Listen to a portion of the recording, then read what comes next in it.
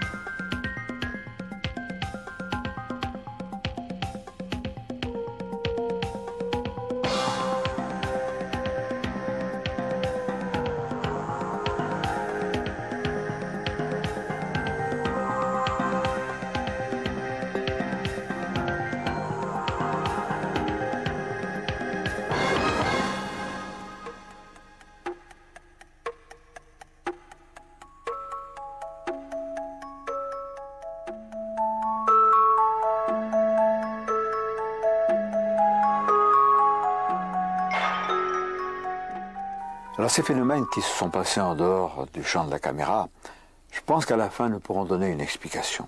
Peut-être pas l'explication, mais une explication. Je voudrais aussi saluer tout particulièrement les camarades de Jean-Claude Pontel qui sont des témoins.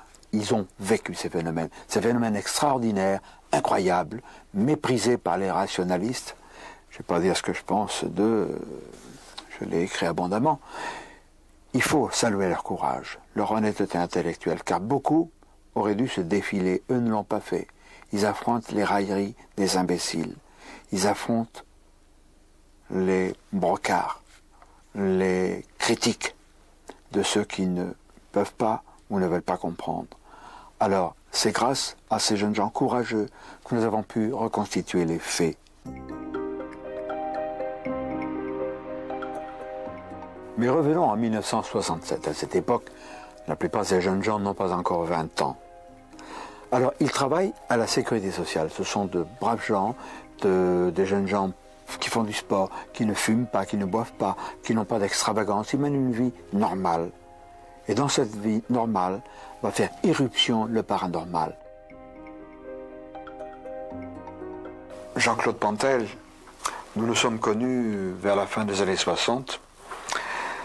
À l'époque, tu travaillais à la Sécurité sociale de Marseille. Tu avais quelques bons copains et vous étiez des garçons particulièrement sportifs. Vous ne fumiez pas, vous ne buviez pas. Et au sortir de votre travail, vous alliez au stade de l'Or, à 2 pas de où j'étais moi à la radio. Et vous avez été agressé, entre guillemets. De quelle manière ? Eh bien, durant la première semaine, nous avons fréquenté le Stade de l'Or, ses installations. Il ne s'est pratiquement rien passé, on peut dire rien, sinon une déflagration qu'on a attribuée à un coup de feu, un pétard, on ne savait pas trop exactement.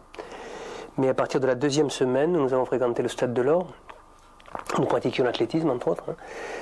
On a commencé à recevoir des pierres d'un volume assez imposant, d'un poids aussi, évidemment, assez imposant. Et pratiquement, chaque soir que nous venions, par la suite, chaque soir où nous sommes venus, nous avons eu droit à des jets de pierre, des jets de tas d'objets même, entiers. Jacques Varnier, 1967, juillet, je ne te connaissais pas encore, tu venais d'entrer à la Sécurité sociale à Marseille, à la Caplette, avec celui qui allait devenir ton ami, notre ami, Jean-Claude Pantel. C'est de là qu'allait partir cette incroyable, extraordinaire série de phénomènes dits paranormaux. À l'époque, on finissait le travail à 6h30, on s'entraînait de 7h à 8h30, on partait de ce stade-là, et il faisait déjà nuit. Après, on rejoignait la place Castellane, qui était assez loin pour prendre le car. Sur ce trajet-là, on recevait aussi énormément de pierres. Je me rappelle, j'ai eu très peur une des premières fois où on a reçu ces pierres, puisque les pierres, on aurait dit qu'elles étaient téléguidées, quoi. Alors on avait très peur. On pensait que c'était des gens qui nous lançaient des pierres de derrière. Des voyous. Voilà, des voyous. Ça partait de là, ça sortait de là. Ça suivait les allées Gracie. Et le premier soir, ça s'est arrêté au rond-point du Prado. Oui. Et puis après, ça a été beaucoup plus loin. Après, c'est arrivé à boulevard Notre-Dame. Enfin, c'était sur le Prado lui-même, Castellane, puis le boulevard Notre-Dame. Un sentiment de colère et de peur mitigé. C'était l'inconnu. C'était l'inconnu. C'était Apparemment des voyous, et puis mon Dieu, des voyous qui lancent des lames de rasoir, qui s'enfoncent dans les arbres, dans les talons des chaussures. Absolument. Oui. Ce sont des voyous à droit. La première fois, j'ai posé mon sac et j'ai couru entre les voitures qui étaient garées, puisque les voitures étaient garées en épi sur le Prado. Et je faisais le slalom entre ces voitures pour voir s'il n'y avait pas quelqu'un qui nous les tirait de derrière ces voitures. Mais il n'y avait personne qui visiblement nous les tirait. Et il a fallu se rendre à l'évidence. Il ne s'agissait pas de voyous, donc il s'agissait de phénomènes paranormaux. Je répète que ces jeunes gens n'étaient pas du tout habitués aux phénomènes paranormaux. Ils ne faisaient même pas, comme l'on dit, tourner les tables. Donc, vous imaginez leur stupeur. Mais ce qui était moins drôle encore, c'est lorsque ces phénomènes intempestifs, violents, ont fait éruption sur leur lieu de travail. Jean-Claude Pantel, nous sommes quelque part à Marseille, dans l'un des nombreux centres de la Sécurité sociale. Et dans l'un de ces centres, donc, tu as vécu, comme dans beaucoup d'autres, des événements qu'on peut qualifier de paranormaux, et en particulier une histoire d'archives. Il y avait des archives en dessous. J'ai descendu avec des camarades pour prendre un dossier. Arrivé dans les travées, les dossiers sont sortis et sont descendus à la verticale, donc sans s'éparpiller. Ils sont restés sur le sol dans la position où on n'aurait pas pu les laisser en les posant avec une main humaine, je dirais. On recevait également des pierres et des pièces de monnaie à l'intérieur de notre lieu de travail. Ce qui nous a causé pas mal de problèmes puisqu'on a été envoyés chacun d'un côté. On nous a séparés, puisque personne ne voulait nous croire. Jean-Claude Pantéry, tu as été aussi le témoin de certains phénomènes qui empoisonnaient la vie de Jean-Claude Pantel, de toi et d'autres copains. Effectivement. Par exemple, dans un service où nous travaillions tous les deux, j'ai vu une fois un porte-tampon, avec de nombreux tampons. D'abord, il est parti à une vitesse assez conséquente. Il a fait tout le tour on avait une table avec une banque où on donnait les imprimés. Enfin, hop, il est allé d'un côté à l'autre, mais c'était très long, ça faisait 10-15 mètres de long. Bon, et arrivé de l'autre côté, et il s'est défait complètement. Il s'est défait, il était en 3 parties, il s'est dévissé, et les tampons sont montés un peu de partout, dans l'air et tout. On les a tous retrouvés. C'était un peu une escalade, tout a été escalade dans cette histoire, si on peut appeler ça une histoire, dans la mesure où il y a toujours eu un crescendo matériel, d'ordre matériel, hein, on peut considérer, parce que le spirituel est venu beaucoup plus tard, bien plus tard. Ensuite, il y a quand même des manifestations qui étaient courantes. En dehors de ce qui était ponctuel, il y avait ce qui revenait souvent. C'était par exemple des rafales de petites pièces de monnaie qui nous accompagnaient par moments dans la rue. Bon, c'était ça. Et puis alors, les ampoules qui éclataient au fur et à mesure de l'éclairage de la ville, certaines éclataient au fur et à mesure qu'on passait, pas toutes, mais enfin elles éclataient. Et puis alors, ce qui était assez surprenant, et même à la limite un peu terrifiant, c'était les plaques d'égout. Il n'y en a pas eu tellement, mais il y en a eu quand même plusieurs. À plusieurs reprises, on a vu des plaques d'égout s'envoler et se poser doucement par terre. On attend le bus, hein, et puis Jean-Claude se tourne d'un coup, il me dit regarde, regarde, et puis il plaque sa main sur la petite bordure du mur, et hop, il plaque la plaque d'égout, la plaque d'eau. Voilà. Et à ce moment-là, il passe un clochard qui nous dit si vous arrivez des trucs comme ça, c'est pas la peine d'aller au cirque à Mar. Qu'est-ce que c'est qui vient de se matérialiser? Je sais pas. C'est venu de derrière, là. C'est passé derrière le meuble. Elle est dessous, là. Elle est dessous. Nous avons été interrompus dans notre conversation, Jacques, par la matérialisation en dehors du champ de la caméra de cette petite boîte de double concentré de tomates. Oui, oui. Voilà. Qui est passée derrière Jean-Claude, derrière Olivier Sanguy qui est en train de nous filmer, qui a roulé sous le meuble. Oui, oui. Mais, ça fait beaucoup de choses. Hein. Celle-ci s'était matérialisée au-dessus de la sacoche de mon appareil photographique. Ça nous a fait rire tout à l'heure parce qu'on s'est dit, bon, qu'est-ce qu'on va faire de ces boîtes de tomates? Il n'en est pas moins vrai qu'elles se sont matérialisées, comme se sont matérialisées des centaines et des centaines d'objets que Jean-Claude Pontel et ses camarades ont vu voltiger ou se matérialiser à leurs pieds. C'était peut-être simplement le témoignage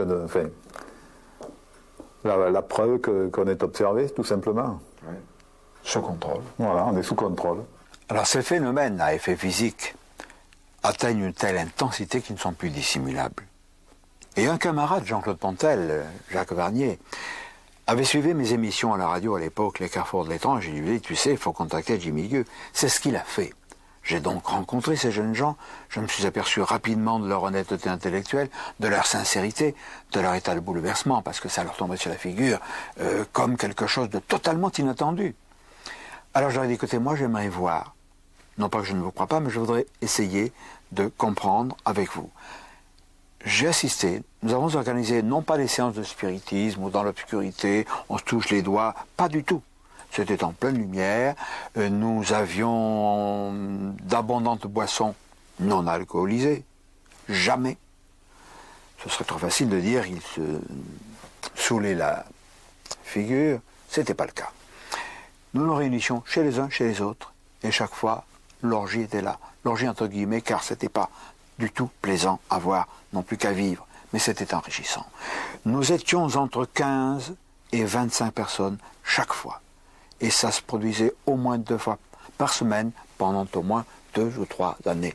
C'est parce que M. Pontel était mon client, mon patient, que lors de certains événements qui s'étaient déjà passés durant ses occupations professionnelles, il y avait eu des phénomènes qu'il m'avait expliqués, des incidents que j'avais pu voir aussi au cabinet, mais qui étaient mineurs, que j'ai commencé à lui poser quelques questions, parce que de prime abord, il ne m'a jamais fait une espèce d'exergue de ses facultés ni de ses possibilités.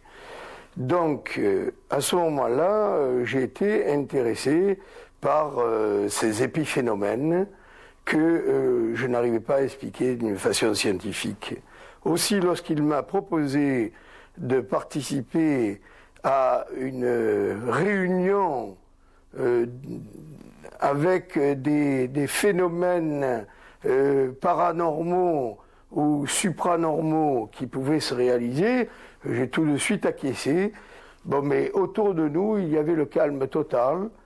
C'est à ce moment-là que les premiers événements qui se sont produits ont été des souffles énormes qui arrivaient de tous côtés, qui attiraient notre regard et puis nous vraiment créaient une espèce d'inquiétude chez nous.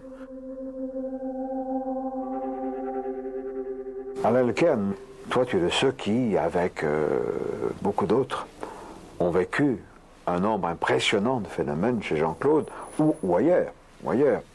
Alors, et il m'en souvient d'un. Nous étions chez Antoine Di Venosa dans son HLM de Saint-Gabriel, et là, se sont produits des phénomènes absolument ahurissants, et notamment la fameuse porte. Tu fais référence à la porte. Ça a été une soirée. Ça a été un des premiers contacts que j'ai eu en fait avec Jean-Claude Pantel, sur lequel il faut dire quand même quelque chose, parce que moi j'ai toujours un petit peu la déformation de l'analyse, de la psychologie. Ce n'est pas du tout un illuminé ou quelqu'un d'un petit peu fou ou d'un normatif, pas du tout. Effacé, discret, extrêmement calme, très, très amène, extrêmement fraternel d'apport. Donc, je le rencontre cette première fois-là, et on était quelques-uns, et je suis surpris déjà du décalage entre ce que j'avais entendu dire à propos des phénomènes et puis ce garçon discret.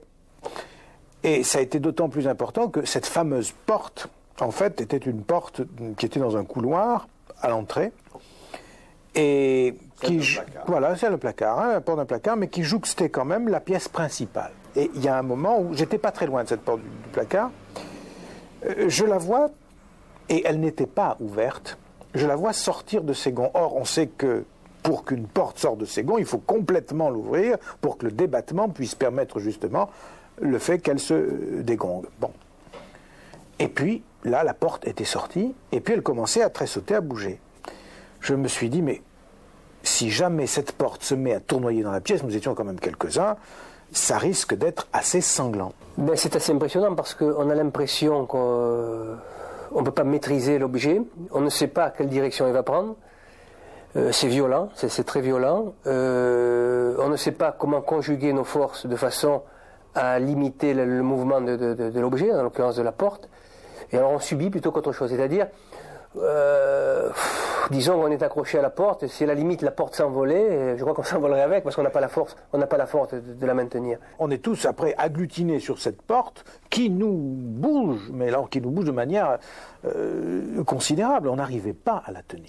On n'arrivait pas à la tenir, et ça a duré au moins un quart d'heure, 20 minutes. Je crois que tu as eu le temps de prendre des photos. C'est ça. Hein, et c'était assez hallucinant. Il y a eu un phénomène tout à fait bizarre, c'est que mon voisin a eu sa chaise qui a commencé à être expulsée. Donc il s'est trouvé déséquilibré et tombé. Mais alors, fait curieux, il ne tombait jamais mal. Il tombait toujours dans des circonstances où il ne pouvait pas se faire mal. Je ne sais pas si tu as noté. Oui, tout à fait. Mais alors, le siège partait carrément de l'autre côté de la pièce, et la personne tombait sans se faire mal. Ça s'est répété plusieurs fois. Nous avons assisté à des événements de cet ordre. Alors, ce qui est extraordinaire aussi, c'est qu'à propos des apports d'objets, par exemple, si tu t'en souviens, on avait la précaution, puisque c'était quand même une méthodologie scientifique, Tout à fait, on rêvait pas. d'arriver avec absolument rien, c'était l'été. Donc on avait pantalon, chemise et mouchoir dans la poche. C'est tout. Et on avait, pour bien regarder les apports d'objets, et il y a toujours des méthodologies sur les phénomènes de poltergeist, d'apport d'objets, qui sont très précises, à savoir, il faut qu'il n'y ait rien dans la pièce. Et il n'y avait effectivement rien que nous qui étions assis par terre. Oui, parce qu'il n'y avait que, je crois, une chaise ou deux. On avait porté des pliants. Voilà, c'est ça. Il n'y y avait que ça. Il n'y avait pas d'objet proprement dit. Et là apparaissaient des billes, apparaissaient des différents objets, des morceaux de cailloux, etc. Un phénomène très étrange, c'était des billes métalliques qui se déplaçaient comme sur un jeu de roulette et qui tournoyaient autour de nous, qui créaient notre inquiétude, parce que si on avait été pris par ces objets, certainement ça nous aurait traumatisé terriblement, mais finalement, au bout d'un certain temps, on s'y était habitué, ça tournait, puis ça s'arrêtait, et puis il y a d'autres phénomènes qui arrivaient, et ça a continué avec des alternances de repos. Il y avait des alternances d'une heure et demie, où tout était calme. Les nouvelles séances, ou les nouvelles manifestations, étaient toujours perçues par M. Pantel, qui disait, bon, maintenant il faut garder le silence, il faut reprendre nos attitudes, parce qu'il y a quelque chose qui va se passer et qui va se produire. Les éléments se mettent en place, se développent sous nos yeux. Nous constatons que c'est de plus en plus violent, que le trucage n'est plus permis. Ces manifestations s'amplifient. Et une autre chose devient évidente, c'est que Jean-Claude Pontel ne contrôle pas ces manifestations, il les subit. Je revois toujours, quand ça devenait violent, sa tête rentrant dans les épaules et ses airs de chien battu. Un autre exemple. Marcel Voulon, qui était un jeune voyant, tout à fait sympathique, passionné de sport automobile, etc., vient un soir nous rejoindre au restaurant de l'avenue du Prado avec un costume extrêmement clair, un peu analogue à une veste que j'avais moi-même, donc je remarque le détail. Le soir, nous quittons ce restaurant, nous étions une quinzaine, nous partons en voiture, chacun serait parti dans diverses voitures, et Marcel Voulon se met dans la voiture avec le docteur Marc Anthony. Je constate que Marcel Voulon a sa veste tachée d'encre rouge. Je ne dis rien, mais Marc Anthony s'en aperçoit aussi, il se précipite parce qu'il me dit, mais tu imagines, s'il est taché comme ça, ce qu'il y a dans ma voiture? La voiture était intacte.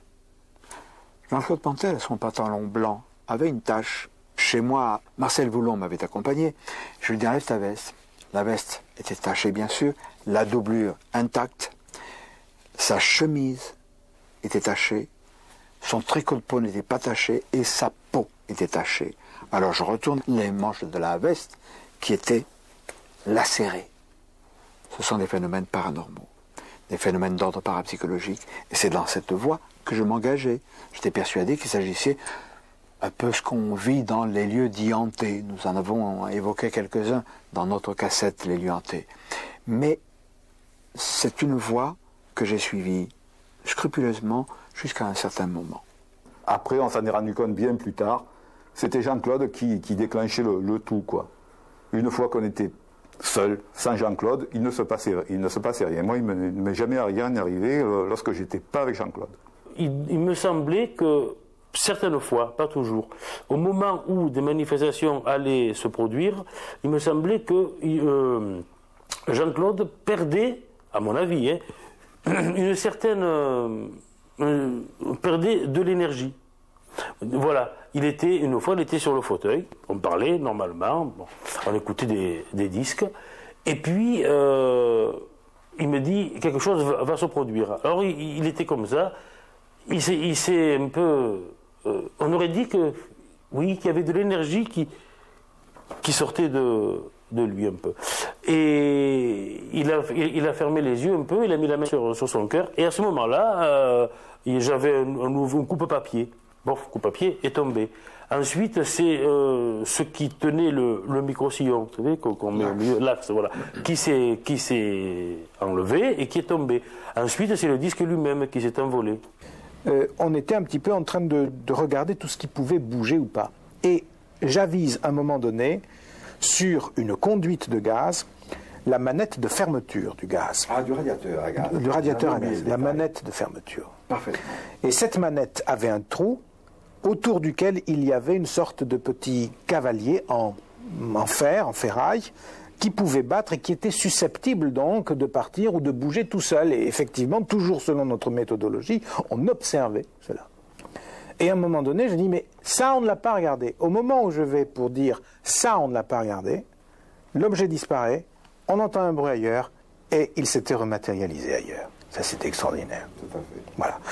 Et c'était ça, cette espèce de concomitance entre le fait de s'attendre à quelque chose, et puis tout à coup, il se passe quelque chose. Comme si on était en fait, au moment où on vivait avec Jean-Claude Pontel, sur deux plans. En fait, deux plans. Un plan d'observation proprement dit, et chevauché par un autre plan où quelqu'un, ou quelque chose, ou une force tire les ficelles. J'en veux pour preuve le fait que lorsque l'on a essayé de faire de la caméra, et à l'époque la vidéo n'existait pas encore. Ah oui, c'était René Chevalier. Voilà. Toutes les caméras bloquées. Alors, tout cela, c'était intriguant. Et un jour, j'ai eu une certaine angoisse.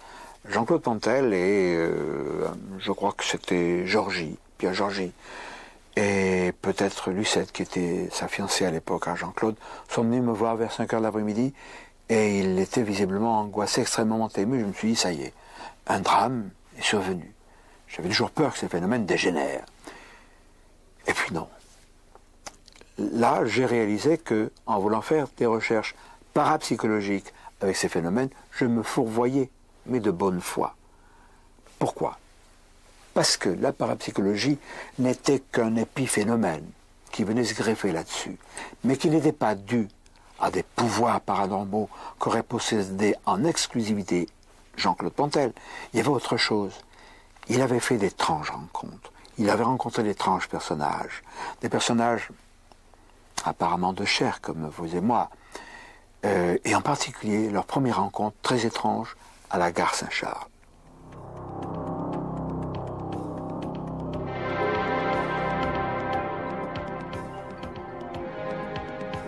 Alors Jean-Claude, ce quartier de la gare Saint-Charles, depuis 68, je crois. 1967, fin 67. 67 a bien changé. Oui. Le sol a été rehaussé. C'était ici, oui. Et c'est ici que quelque chose d'étrange s'est passé. C'était pas le début, mais c'était vraiment un élément crucial qui allait déclencher beaucoup de choses. C'est exact. C'est là que s'est matérialisée la pomme avec le décapsuleur. Et il y avait un message qui donnait rendez-vous sur le quai de la gare, où je me suis rendu, donc, puisque je devais prendre mon train pour Toulon. Voilà, nous sommes dans le hall de la gare Saint-Charles. Oui. Et nous approchons du quai de Toulon, là où s'est produite la fameuse rencontre. C'est là que on m'a fait prendre du retard, d'une part pour que j'attrape un certain train. C'était pas le train que je prenais d'habitude. Et 3 personnages, si mes souvenirs sont bons, sont venus me parler des Jeux Olympiques de Grenoble, qui allaient avoir lieu en 1968. Et ils m'ont dit que nous ne nous inquiétions pas. C'était pas utile de s'inquiéter à l'époque.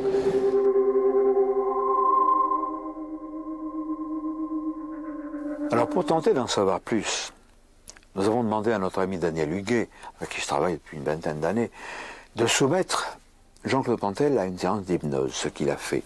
Je voudrais quand même préciser qu'une séance d'hypnose, ça ne se fait pas comme ça. Ça dure des heures de préparation, souvent. Alors ne vous étonnez pas d'avoir un raccourci dans cette vidéo, parce que pendant 1 heure, on n'allait pas dire vous avez la tête lourde, vos yeux se ferment, etc. Tout ça, on n'en a rien à faire. Ce qu'il faut, c'est aller au fait. Et nous allons aller au fait. À propos d'une bague, qui est la mienne, va se produire quelque chose. Cette bague, quand j'arrive chez moi, je l'enlève et au-dessus de la télévision, il y a un logement où je dépose ça, ma montre, etc. Je prends ma douche, je nous dis non, etc. Et le lendemain matin, pour me rendre chez Jean-Claude Pontel, où nous tournions la suite de ces événements, je tends la main pour prendre la bague, elle n'est plus là, j'en conclus que ma femme a dû la mettre ailleurs, ce qui lui est jamais arrivé. Elle me dit, mais pas du tout, elle est où tu l'as déposée hier soir. Elle n'y était plus. Alors en plaisantant, elle me dit, tu sais, c'est peut-être Jean-Claude Pontel qui la rendra. C'était déjà arrivé ce genre de choses, pas avec des bagues. Et j'arrive donc chez Jean-Claude Pontel, et je lui dis, tu as ma bague? Alors il me dit, quelle bague? Et je lui explique, la bague que j'avais, non, disparue. Bon, nous commençons avec Daniel Huguet. Alors comme des manifestations se produisaient régulièrement chez Jean-Claude ou ailleurs, nous avons voulu, par précaution, faire un panoramique, c'est-à-dire filmer tout autour de la pièce où nous nous trouvions, afin de savoir que tel objet était là et tel autre était ailleurs. S'ils avaient bougé, nous aurions pu, grâce à l'image, le restituer à sa place. Mais c'est autre chose qui s'est passé. En agrandissant, on voit que la main de Jean-Claude Pontel est nue, il n'y a pas de bague. Le plan qui suit est filmé très peu de temps après, disons 5-10 secondes maximum. Ici, on ne parvient pas à voir si la bague est là ou non. Mais Daniel Huguet passe entre la caméra et Jean-Claude. Regardez, la bague est là. Nous l'avons alors récupérée, du moins je l'ai récupérée. Mais revenons à la séance d'hypnose. On vient du restaurant, c'est la fin de matinée. C'est une pomme, c'est dans une pomme. Dans une pomme? Et qu'est-ce qu'il y a dans une pomme? Il y a un bout de fer qui dépasse, une ficelle et un papier. Et il y a rendez-vous à la gare Saint-Charles ce soir. D'accord. Bon, quand tu es à la gare, tu me dis, il y a une personne, 2 personnes, je sais pas, j'ai pas... Il y a un train qui est arrêté. Il y a un train qui est arrêté, oui. Mais c'est pas celui que je vais prendre. C'est pas celui-là. Et là, J'ai encore une pomme qui tourne. Non, c'est une orange peut-être. C'est une pomme, une orange. C'est là que ça se manifeste, qu'il y a quelqu'un qui me tape sur l'épaule, ou quelqu'un que j'aperçois à ma gauche ou à ma droite, je ne me rappelle pas. Et on me touche, ça c'est sûr qu'on me touche. Il y en a un qui est derrière moi, il y a une personne derrière moi, il y a une personne de chaque côté, une personne derrière moi. Avec un chat. avec un Un chat. chat. Un chat au bras. Ils me disent on vous suivra partout. Et moi je crois que je me rebelle pas, mais je me laisse pas faire. Je dis que j'ai pas peur alors que j'ai peur. J'ai peur. Et puis je fais celui qui a confiance en lui, je vois. J'ai confiance en moi. Je leur dis que c'est pas vrai, que s'ils me disent n'est pas vrai, qu'ils ont des moyens techniques, mais que c'est pas vrai. Que ça tient pas debout. Ils me parlent de Grenoble.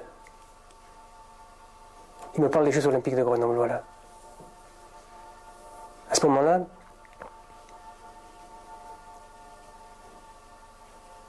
je crois que je me laisse pas faire. C'est certain que je me laisse pas faire. Disons que j'essaie de rejeter ce qu'ils me disent, mais ils me disent de toute façon, vous ne pouvez rien contre nous, nous ne vous voulons pas de mal, il ne faut pas craindre quelqu'un qui est plus fort que vous. Et je crois que je leur dis, vous n'êtes pas plus fort que moi, on mettra le temps qu'il faudra, mais on arrivera à vous confondre. On a porté plainte à la police, voilà, je répète, on a porté plainte à la police. Et ils me disent que la police ne peut rien, personne ne peut rien. Jean-Claude Killy remportera toutes les médailles d'or des Jeux Olympiques de Grenoble, voilà. Karl Schranz loupera une porte. Il y aura une controverse. Effectivement, Karl Schranz aura raison, mais la porte, à ce moment-là, n'existera plus. Pour lui. Mais il loupera la porte. Et Killy sera champion olympique. Ces êtres manipulent le temps.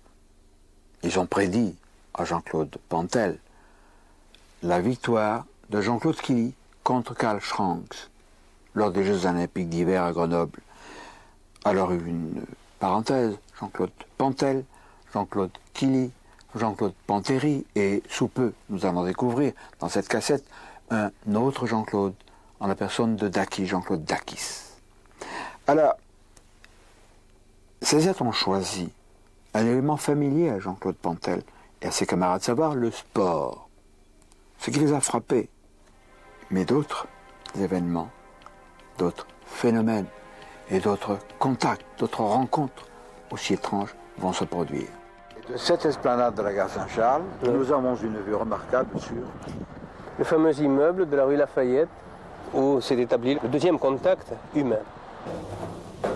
Alors Jean-Claude, c'est donc ici que s'est produit cette visite d'un appartement tout à fait étrange. Voilà. Mais on t'avait amené ici en voiture. On m'avait amené ici en voiture, c'était exact. C'était les mêmes mystérieux personnages. Il y avait au moins un de ceux qui était sur le quai de la gare, qui m'avait amené ici. Les autres, non. Les autres, je ne pense pas que c'était les mêmes. Voilà Jean-Claude, nous avons atteint le 5e étage. Merci. Et c'est bien ce couloir, évidemment, il était peint différemment. Oui. Et si mes souvenirs sont bons, c'est ici qu'il y avait les graffitis. Inscrit la phrase Vive Jimmy Dieu, il y avait l'automoteur, enfin, on a su après que c'était un automoteur. Une sorte de barque. Voilà. Et il y avait écrit bientôt Sardou. Ah, bientôt Sardou. Voilà. Et l'appartement en question était situé Au fond du couloir à gauche. Voilà. Un soir, avec Jean-Claude, on est retourné avec ma deux chevaux dans cet immeuble. On voulait voir ce qu'avait cet immeuble, qu'est-ce qu'il y avait, où il avait été contacté, quoi. Et je garde ma deux chevaux dans la rue Lafayette. Jean-Claude, en sortant, me dit, il y a quelque chose qui sort de ta voiture, regarde ce que c'est. Moi, je ne voyais rien. C'est Jean-Claude qui m'a dit, regarde. Bon, j'ai dit, bon, ouais, je vois rien. On arrive devant l'immeuble, il y a un couple qui rentrait, on est rentré derrière ce couple-là. Ça se passe toujours comme ça, d'ailleurs. Oui. Et Jean-Claude me dit, ça monte les escaliers, ce qui est sorti de ta voiture, ça monte les escaliers, ça monte les escaliers. On monte les escaliers. Et au milieu des escaliers, je vois une bobine. La bobine d'allumage de la voiture. Mais j'en avais eu une autre, je ne sais pas pourquoi, j'avais une autre bobine dans le coffre de ma deux chevaux. Et c'est cette bobine-là qui était sortie de ma voiture et que l'on a retrouvée au milieu des escaliers. J'ai vu un message une fois, c'était dessiné au feutre. il y avait une voiture et avec un message « Bientôt Sardou ». Et on a pensé tout de suite à un accident pour Michel Sardou. Et on a surveillé la presse dans les jours qui suivaient pour voir si effectivement Michel Sardou allait avoir un accident. Finalement, 4 ou 5 jours après, dans le quotidien Le Soir, en première page, on voit un automoteur coupe en deux une barque de pêcheurs et la victime s'appelait Élisée Sardou. Et on a fait le rapprochement avec le message que nous avions vu sur le mur de l'immeuble Lafayette.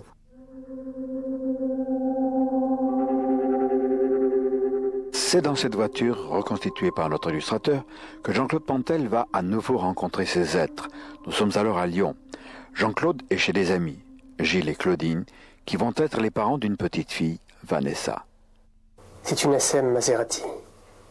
C'est une grosse voiture, ça se fait plus, mais il y a 4 portes. Alors que cette voiture-là avait que 2 portes. Et il n'y a pas de plancher. Il n'y a pas de plancher, on tourne. Ça tourne sur place. Mais quand on veut tourner, c'est-à-dire qu'on peut faire demi-tour sur place, ça me frappe, ça.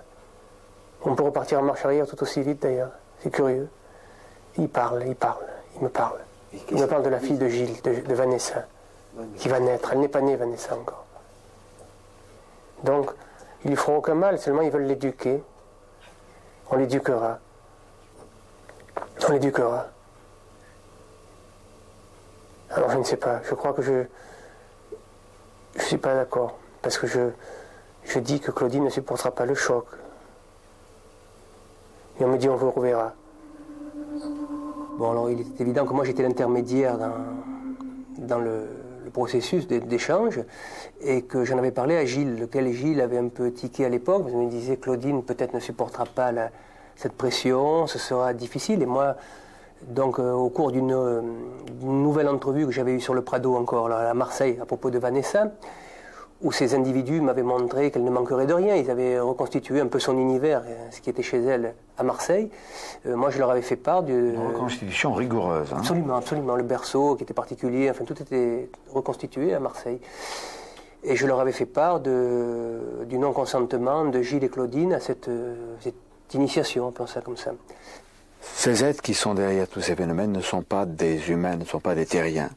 Ils vivent dans une autre réalité, d'autres niveaux vibratoires. Nous avons vu l'affaire de la petite Vanessa. Jean-Claude Pantel ne pouvait pas, bien évidemment, se prononcer pour ce bébé, qui aujourd'hui est une jeune femme, bien sûr.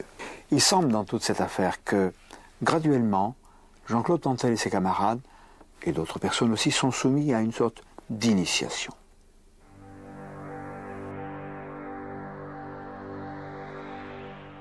Robert Rebattu, vous êtes un ami et un confrère de travail de Jean-Claude Pantel. Tout à l'heure, quand nous sommes arrivés chez vous, nous sommes sortis de l'ascenseur et nous avons entendu un fracas épouvantable. Et moi, bêtement, je me dis, tiens, c'est le courant d'air qui a fermé la porte. Puis je me réalisais que le courant d'air de l'ascenseur, il y en a très peu. Et c'était une porte massive qui était littéralement sortie de ses gonds, mais sans avoir été ouverte. Elle s'est en quelque sorte dématérialisée de ses gonds, etc. Et nous avons eu du mal à la... Ouais, elle était lourde. Hein, puisque vous étiez... plusieurs, 3 au moins, à essayer de la mettre dans ses gonds. C'est bon. Allez, pour lâcher. Moi, j'ai lâché. Voilà. Durant l'année 1974, notamment, vous avez été amené à constater des phénomènes paranormaux, certains assez violents et extraordinaires. Racontez-nous ça. Oui, j'ai eu en 1974... plusieurs phénomènes sont apparus, et dont un, c'était en été 74, un soir que j'étais allé chez lui, seul, avec lui. Au Chartreux, donc. Au Chartreux, oui, rue Albe. Et en rentrant chez lui, il est parti très fort, il est parti dans son salon, en l'air, au plafond. Il s'est envolé en quelque sorte en lévitation. J'ai essayé de le rattraper, mais j'ai pas pu. Mais ça n'a pas duré longtemps. Ça a duré, il a dû rester 1 minute à peu près, même pas 40 secondes. Et après, il est retombé assis sur son fauteuil. C'est-à-dire qu'on a cherché à me faire valoir les événements dans une forme de chronologie, de violence et de continuité. Pour m'obliger à me rendre compte que j'avais à faire quelque chose qui me dépassait, parce que je n'étais pas prédisposé, il faut dire la vérité à la chose. J'ai eu une mère donc croyante, et j'avais un père athée. Mais les théories de mon père me semblaient beaucoup plus logiques. Ce qui fait que je n'étais pas du tout prédisposé à embrasser la thèse des phénomènes paranormaux, toutes sortes de science-fiction dont on nous a breuvé dans des magazines. Pas que je les rejetais, mais ça ne m'intéressait pas. Et à la limite, je les aurais rejetés si on m'avait demandé mon avis.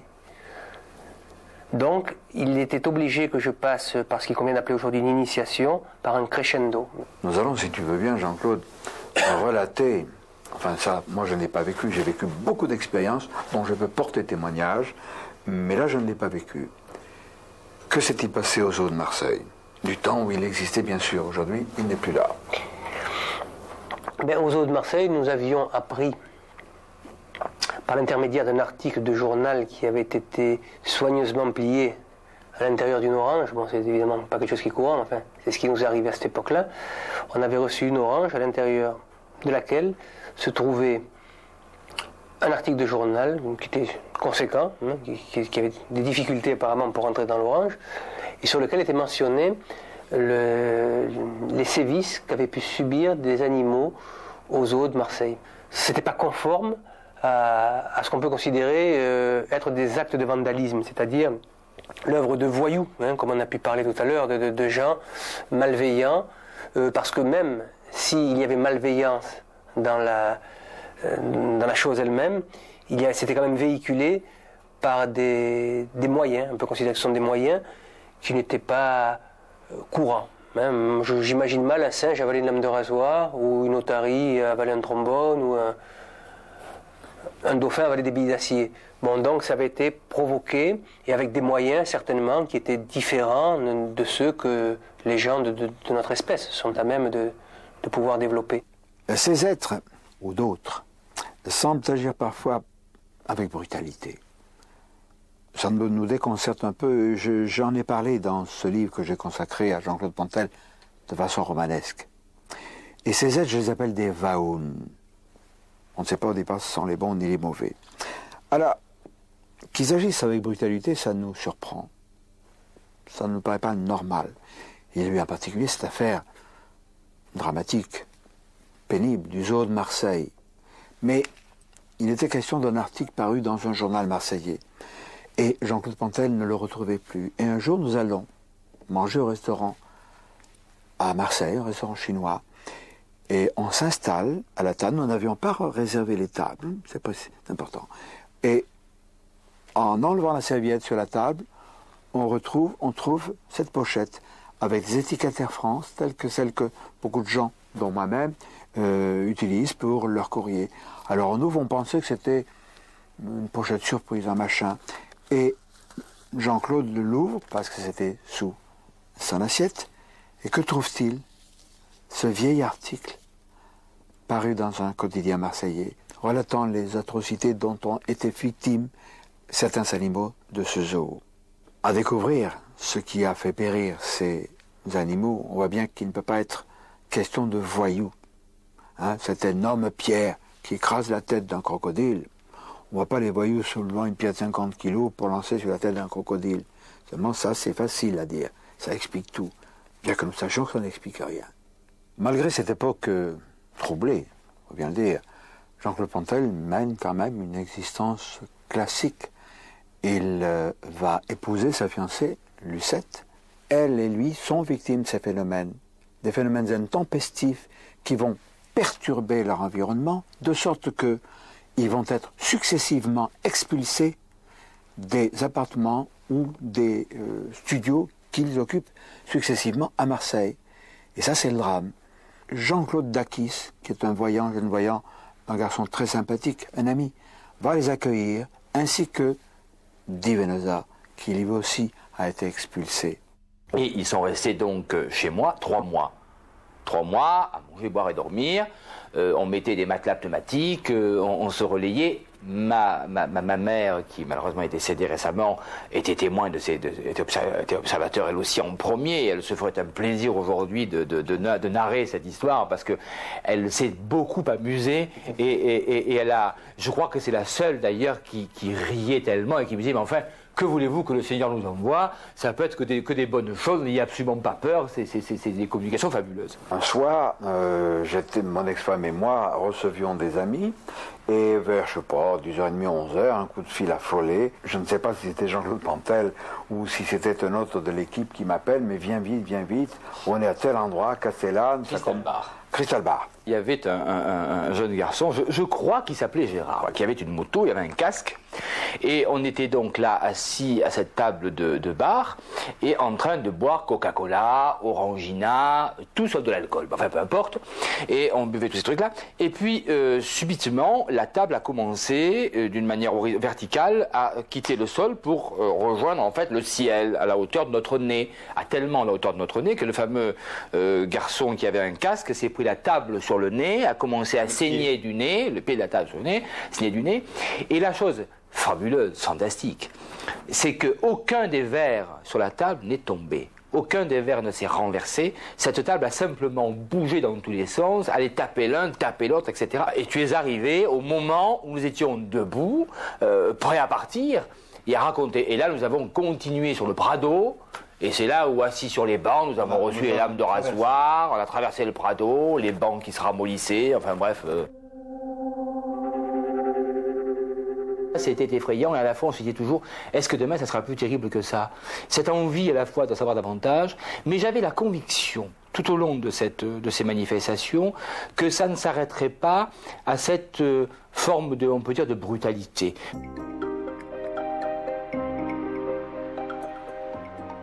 Noël Gardon, vous aviez invité Jean-Claude Pantel, son épouse. Vous alliez passer à table ou vous étiez déjà à table, je ne sais pas. Qu'est-ce qui s'est passé?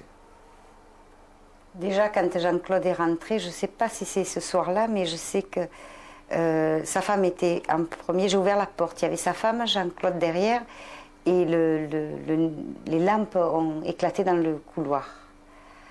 Après, pendant le repas, il y a eu des tas de trucs, des objets qui volaient, qui tapaient sur les vitres, sans les casser, avec un bruit fracassant, mais il n'y a jamais eu de vitres de cassées. Alors, Noël, est-ce que c'est ce soir-là, ou c'est à cette époque, en tout cas, que Jean-Claude, je ne sais pas si c'est avant le repas ou au cours du repas, s'est levé et il a dit « je vais chercher du lait ». Et il est parti. Oui, il est sorti. Il est parti, on ne l'a plus retrouvé. Il était parti à la Vierge de la Garde. Nous arrivons sur presque les parvis de Notre-Dame de la Garde à Marseille. Et là, Jean-Claude, quelque chose de tout à fait étonnant s'est produit. Ben là, je dînais chez des amis, au boulevard Notre-Dame, un petit peu plus bas. Et je suis sorti de la salle à manger dans laquelle nous nous trouvions pour aller à la cuisine chercher quelque chose. Je ne me souviens pas quoi, du lait peut-être, je crois. Et je me suis retrouvé devant ce portail. J'allais repartir lorsque il m'a semblé voir une forme se dessiner devant moi, et c'était pas une forme, c'était une vieille dame qui semblait enfermée à l'intérieur, puisque les grilles étaient fermées à ce moment-là. Elle s'est effondrée. Je me suis retrouvé dans la maison avec mes amis et je leur ai dit voilà, il y a une dame qui est décédée. Alors on est remonté, je crois, à cet endroit-là, à ce moment-là. Bon, il n'y avait pas de vieille dame, évidemment. C'est là qu'on peut considérer que le temps n'est pas le temps, parce qu'on a mis plus de temps pour y aller et pour revenir, évidemment, parce que j'en avais mis moi pour faire l'aller-retour. Et je crois que 24 ou 48 heures après, dans la presse, on a relaté le fait qu'une personne du 3e âge avait été décédée d'une crise cardiaque devant les grilles de Notre-Dame de la Garde. Mais là, il faut quand même dire une chose, c'est qu'on commençait à entendre des voix, et à entendre des cris, et à entendre parler. Alors là, ça a été quelque chose d'absolument terrifiant, puisque ça a commencé, en fait, les premiers sons qui ont été émis sont des sons qui parvenaient à la fin des manifestations. C'est-à-dire que vers 3 heures du matin, on entendait un cri épouvantable, terrifiant comme quelqu'un qu'on égorgerait, ou c'était à la limite de dire diabolique. C'était complètement fou. Et c'était à frayeur. C'était vécu à frayeur. Et nous étions, heureusement, les seuls à l'entendre. Il y avait une penderie, je me rappelle, il y avait une sorte de grand living room, c'était pratiquement la grande pièce où on se réunissait. Et il y avait une penderie au fond de la pièce. Et Lucette voit la poignée de la penderie s'actionner, bouger, donc, et s'entrouvrir. La porte s'entrouvrir. Et elle a l'idée, à ce moment-là, qu'on peut qualifier de génial, je crois, c'est d'apporter des amandes. Dire, on a des amandes, on va partager les amandes avec... nos visiteurs, entre guillemets. Voilà. Et alors, on a mis ces amandes dans la penderie, on a refermé la porte, et tous les trois, nous sommes retournés dans la cuisine pour parler, faire ce qu'on faisait. Et c'est là qu'on a entendu craquer, comme on dit quelqu'un qui décortiquait les amandes. Et on a été surpris, on est allé voir dans cette penderie de suite, et on a constaté que les amandes avaient été mangées. Voilà. Et c'est là que tu as eu l'idée de dire, mais ils ont peut-être soif. Voilà, c'est là qu'on a dit, ils ont peut-être soif, et c'est là que pour la première fois, on a entendu des voix, qu'ils ont crié anthésite. Parce qu'à l'époque, on buvait de l'anthésite. Et alors, nous avons mis des bouteilles d'eau d'anthésite, et ils ont bu, et là, on est resté... Ils se sont présentés comme étant des personnages pouvant atteindre des fois 3 mètres de haut, à ne manger que très rarement, environ une fois par mois, boire aussi de temps en temps une fois par mois, raffoler de l'anthésite, puisque nous enfermions des bouteilles d'anthésite dans les placards, nous mettions des noix et nous entendions les noix se briser, l'anthésite, la bouteille du litre passait à une vitesse grand V, je veux dire, bon bref, ils raffolaient de ça, et ils se nourrissaient comme ça à notre insu, et quand on le voulait aussi pour tester, parce qu'on a quand même essayé non pas de les piéger, mais de voir jusqu'où on pouvait aller dans ces manifestations, jusqu'où notre imaginaire avait ses limites, en quelque sorte. Et un soir, donc, vers 11h du soir, nous sommes réveillés par un cri strident, semble-t-il associable au cri d'un merle. Et Antoine Diviniza va aux toilettes et se sent agrippé, suivi par cette espèce d'oiseau, hein, on lui dit d'ailleurs c'est un oiseau qui vous surveille, n'ayez aucune crainte. J'ai senti moi-même devant l'évier de la maison une griffe se poser sur mon épaule et je suis resté un peu figé comme ça. Ma mère était là, commençait à avoir son fourrure traditionnelle et nous avons entendu des voix en disant il faut que vous partiez tout de suite de la maison parce que nous allons être obligés de vous envoyer des vapeurs chaudes. Laissez votre chien, il ne risque absolument rien, mais vous sortez. Nous sommes en conflit avec des habitants de notre planète, notre endroit, en quelque sorte, pas le mot planète n'a pas été employé, des gens comme nous, hein. Vous n'y êtes absolument pour rien, nous avons un compte à régler, ce compte va être très violent, et dans notre civilisation, les gens qui sont négatifs s'autodétruisent en quelque sorte d'eux-mêmes, et nous avons là quelques comptes à régler, fuyez pour l'instant et partez tel que vous êtes. Ma mère sort sur le palier, il était quand même 11h30, minuit moins le quart, sur le palier de la porte, nous descendons les escaliers en courant, chacun avec sa guenille, et ma mère a été entièrement habillée, c'est-à-dire par des mains invisibles qui l'ont respectée, qui l'ont assise sur l'escalier, qui lui ont mis ses chaussures, qui lui ont mis sa robe, qui lui faisaient des chatouilles, la faisaient rire, qui disait à ce moment-là ne vous inquiétez pas, laissez le chien, fermez la porte, vous retrouverez tout normalement en rentrant, etc. On s'est retrouvés en voiture, nous avons pris la route de la plage, et sur la plage, nous sommes arrêtés. Antoine avait une guitare, et dans la voiture, nous sommes arrêtés là pour souffler un moment, pour calmer notre peur, et nous avons assisté à un spectacle absolument extraordinaire de beauté, où nous avons vu une barque qui allait à contresens du courant de la mer. Et sous les vagues, il y avait des flammes qui passaient. Et Jean-Claude s'est mis à parler une autre langue et à dire au revoir à ces gens sur la barque que nous ne voyions pas, mais que lui seul percevait. Alors peut-on dire que les bons viennent d'intervenir dans cette sorte de manichéisme qui régit leur vie, comme la vie de la plupart des gens? On peut se poser la question. En tout cas, une nouvelle période s'instaure pour Jean-Claude, pour Lucette. Une nouvelle période s'instaure parce que des voix vont se faire entendre, des voix très étranges. Je les ai entendues aussi. Je peux en témoigner. Ces voix leur apporte quelque chose peut-être, mais aussi elle leur donne des ordres. Les voix se sont manifestées. C'est-à-dire elles sont manifestées à travers des ordres. C'était des ordres. On nous donnait aller là, aller à droite, aller à gauche. C'était une époque où on travaillait à la sécurité sociale, où on nous réveillait le matin. C'est assez, si on peut appeler ça une initiation, elle était assez violente. Il y avait le lit qui se levait. Là, il n'y avait que Lucette et moi, pour ainsi dire. Et on partait pratiquement 5 minutes avant d'arriver au travail, sachant qu'à pied, il y avait 20 minutes de marche. On arrivait à l'heure, voire en avance. Mais alors, on faisait une incursion dans ce que tu appelles peut-être l'espace-temps, tu as une dimension qui n'était pas la nôtre, évidemment. Et il y avait ce qu'on peut qualifier d'un assistanat à l'époque total, c'est-à-dire que les voix étaient là pour nous donner des ordres, mais en même temps on se sentait protégé sur plusieurs plans. Un jour, nous avons un accrochage de la plus grande des simplicités au carrefour du cours Jean Ballard. Tombons sous des Allemands. Jean-Claude s'est exprimé parfaitement en allemand. Tout le monde s'est parfaitement compris en allemand, et les Allemands n'ont jamais rien compris à ce qui s'était passé. Nous n'avons jamais reçu de constat, il n'y a jamais eu rien eu à payer, et on s'est dit au revoir en allemand, et presque merci beaucoup, excusez-nous de vous avoir dérangé, quoi. C'était complètement fou. Alors que nous savons très bien que Jean-Claude Pantel ne parle pas allemand. Absolument pas. Et quant à moi, encore moins, et les amis qui nous accompagnent, encore moins. C'est quand même fou d'avoir cette possibilité de s'adapter à la situation. Et là, il y a un parrainage de la part de ces gens sur Jean-Claude qui est absolument extraordinaire et incontestable. Dakis a posé comme question, est-ce que nous avons un rôle à remplir, est-ce que nous avons une mission à accomplir? Et les voix qui commencent à s'exprimer, puisqu'il y a des voix, hein, une des voix a dit, sachez que le seul lien qui existe entre vous et nous, c'est Jean-Claude Pantel. J'avais appris en 1961, 62, fin 61, début 62, que mes parents étaient mes parents adoptifs, c'est-à-dire que je ne connaissais pas réellement mes parents. Dakis a remis le problème sur la table en disant, vous avez dit que le lien qu'il y avait entre vous et nous, c'était Jean-Claude, est-ce que vous pouvez nous dire aujourd'hui pourquoi? Et là, l'un des personnages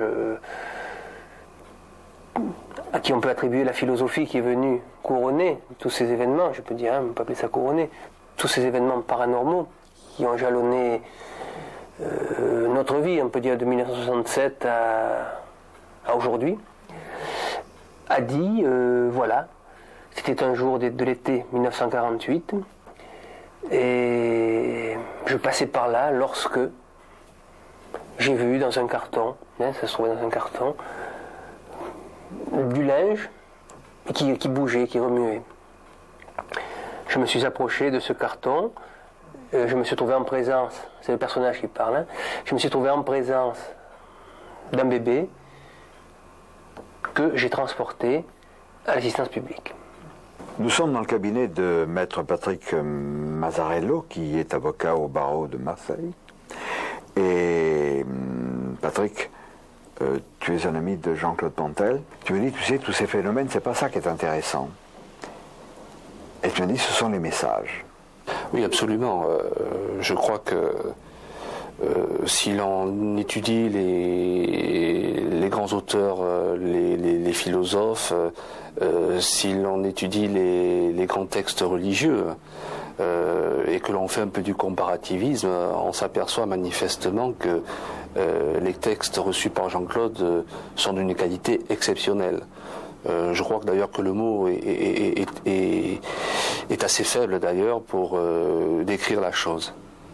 Jean-Claude, avant d'aborder les fameux messages qui, au gré des ans, te sont parvenus par le truchement de plusieurs, disons, entités, ce serait bien que tu nous parles un peu de ces entités, que tu nous les décrives, quels sont les noms d'emprunt qu'elles utilisent. Ben, les décrire, ce serait difficile puisque on ne les voit pas. Hein. Du moins, les personnes que j'avais rencontrées, dont nous avons parlé aux abords de la gare Saint-Charles à Marseille, n'étaient pas de la même, je dirais, engeance que ces entités-là. Et ça a été d'abord des voix, qui étaient plus ou moins des voix qui donnaient des ordres. Et puis, on a commencé à instaurer une forme de dialogue. On a posé des questions, on a eu des réponses. Et pour mettre, disons, une identité sur ces voix, ils nous ont donné des noms. Alors le principal personnage, je vais parler au féminin, hein, bien qu'il n'y ait pas de, à mon avis, qu'il n'y ait pas de sexe hein, dans ces entités, serait Karzenstein. Hein.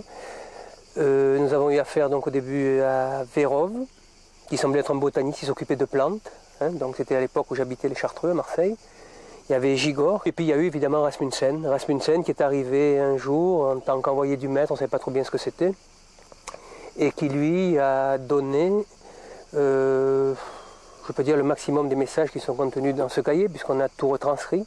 Ces messages ont été enregistrés évidemment sur des cassettes audio, et avec mon ami Jean ici présent, et un autre ami qui depuis hélas nous a quittés, nous avons retranscrit ces dires, hein, et on en a fait ce qu'on appelle nous des textes. Ce n'est pas une doctrine, je tiens à le préciser déjà, c'est de la philosophie, c'est peut-être un comportement qu'il faut aborder par rapport à soi-même, en marge de toute idéologie et directive, je dirais moi.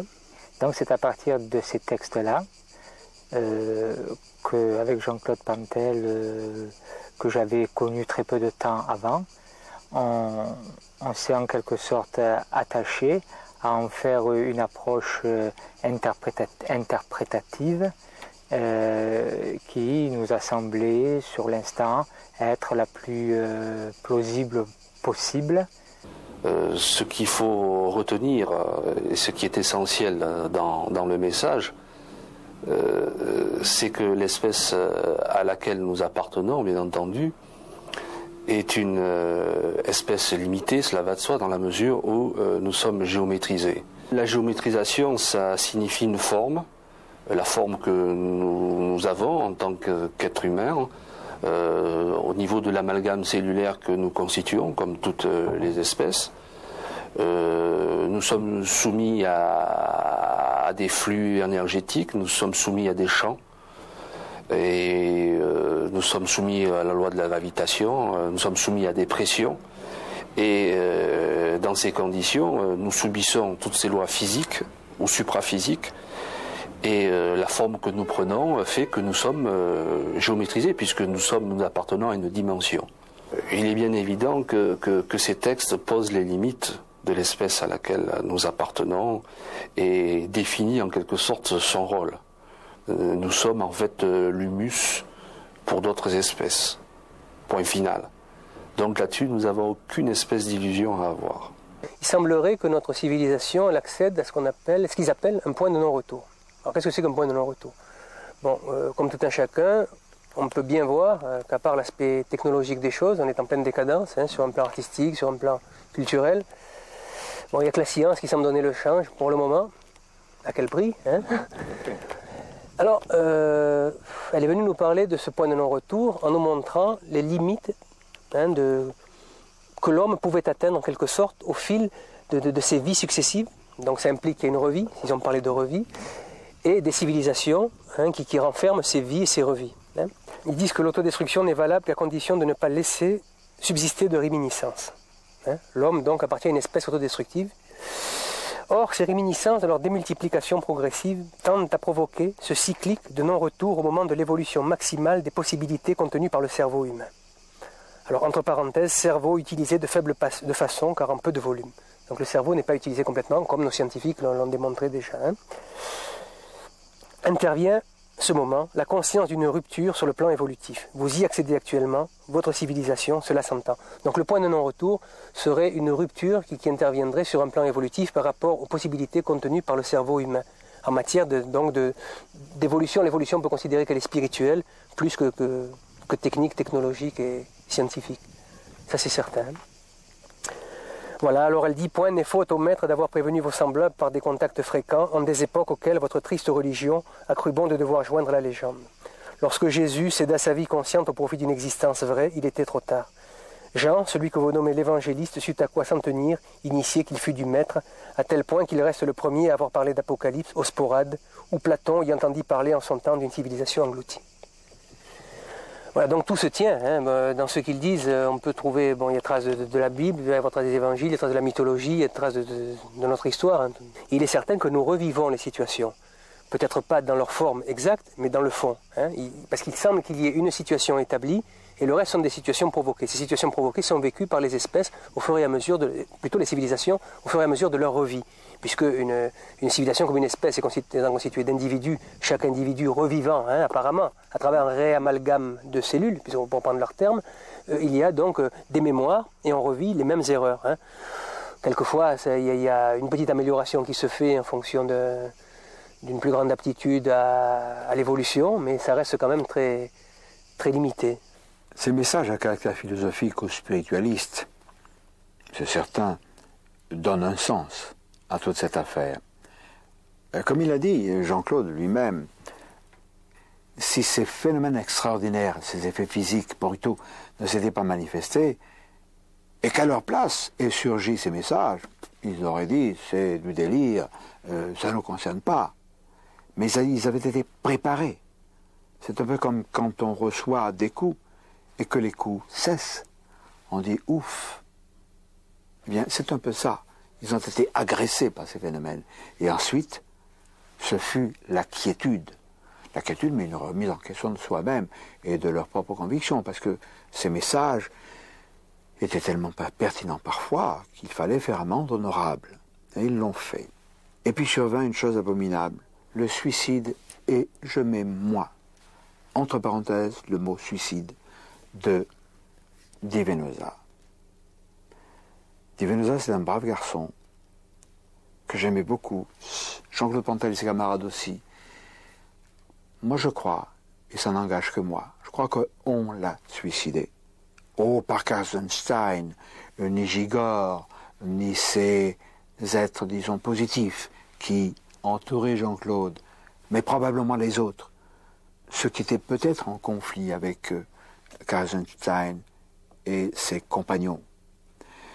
Je crois qu'il y a là un acte de brutalité, un crime. Oh, bien sûr, ce ne sont pas les hommes qui vont pouvoir les juger, ni notre justice. Cela s'est passé dans nos dimensions, mais les coupables, si coupables il y a, sont dans d'autres dimensions. Alors que fait Jean-Claude avec ces textes? Est-ce qu'il va fonder une secte, une église, un groupuscule? Pas du tout. Il essaie de mettre sa vie en conformité de ses messages. Il va subir une influence bénéfique. Il essaie de faire propager ce savoir, ce don que ces êtres lui ont fait. Et il essaie de convaincre les jeunes de faire des choses propres, des choses bien. Et qu'est-ce qu'il fait? Il fonde un club sportif. Il les aide à pratiquer le sport étant sportif lui-même. Il parle de leur savoir et connaissance. Ces jeunes ne vont pas se balader, aller faire Dieu sait quoi, peut-être se tourner vers cette abomination qu'est la drogue. Ce sont des jeunes qui mènent sur les voies de la vie, d'une vie normale, une vie saine, une vie propre, en conformité avec le côté spiritualiste de ces messages. Et on essaie de leur parler, on leur fait comprendre qu'il y a autre chose, on leur fait voir que courir, c'est pas que la compétition. Il faut qu'à 50 ans, ils courent toujours. C'est ça le but de la course à pied. Tu vois, il ne faut pas qu'ils pensent qu'à courir, bon, ils sont jeunes, on les fait courir. C'est normal, puisqu'ils vont faire toutes les compétitions qu'il y a. Hein. Mais j'aimerais qu'à 40 ans, ils courent encore. Voilà. C'est ce qu'on leur inculque maintenant. Est-ce qu'ils vont nous écouter? Voilà. Il faut être à l'écoute de ces jeunes. Voilà. Et ils viennent tous ici, ils viennent et je pense qu'ils sont bien. Pour exprimer artistiquement ce qu'il ressent à travers ces messages, Jean-Claude Pantel a choisi la chanson. Jean-Luc Spagnolo, qui travaille avec lui au plan musical, a été séduit et étonné par cet extraordinaire apport venu d'ailleurs. Viens en la chose, inviter la tendresse au banquet de ce siècle où l'on célébrera déclin et renouveau entre larmes et liesses pour nous rejoindre ailleurs, peut-être en l'au-delà. Donc j'ai rencontré Jean-Claude un jour, il est venu avec ses chansons, ses partitions, ses textes. Et je me suis rendu compte, pas tout de suite, parce qu'évidemment au départ on a d'abord une approche musicale, donc j'ai d'abord écouté les musiques, et puis je me suis quand même penché sur les textes parce que le travail de composition et d'arrangeur doit se faire en symbiose avec le texte. Et c'est en me penchant sur les textes que je me suis rendu compte que Jean-Claude n'était pas vraiment un artiste comme tout le monde. Et bon, après, il il a commencé à me raconter toutes les aventures et tous les phénomènes qu'il a vécu. Et c'est vrai que je pense qu'artistiquement,